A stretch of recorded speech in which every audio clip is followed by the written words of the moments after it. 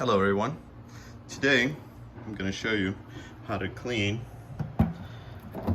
your coin catcher or the filter for the drain line on any front loading washing machine that will have a window here. Okay, so we're going to remove that panel.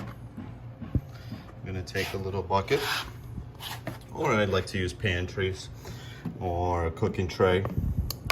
And we're gonna first get rid of any water that's at the bottom of the tub.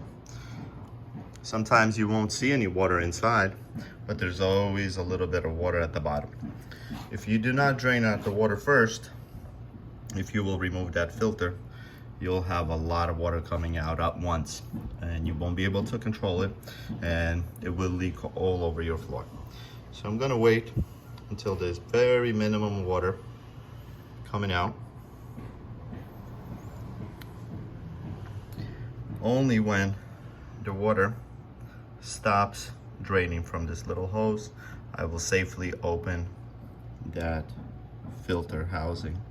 Okay, I always like to put a towel down just in case we get a little bit of excess water. It will catch it. This way you won't have to move the machine to dry up any water at the bottom of the unit. Sometimes it's a slow process. This hose can get clogged with all sort of things. Most of what I've seen is sand, because we are here in South Florida. Sand usually clogs these up, and then you can't drain it. You need to take everything apart and manually clean out this hose. Okay, now I have most of the water drained out. I'm gonna plug this in. Okay, now we can unscrew our filter, and that's what happens. Manufacturer recommends cleaning your filter every 3 months or so,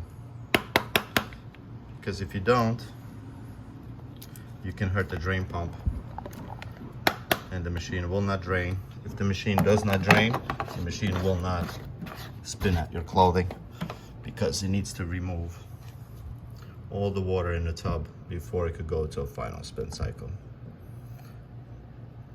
Then we plug that up, put it away,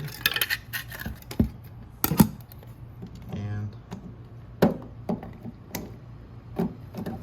close it back up. And that's it. We just cleaned that up. I replaced the door gasket on this. It's one of my really good customers, so I drained that out for her at no charge.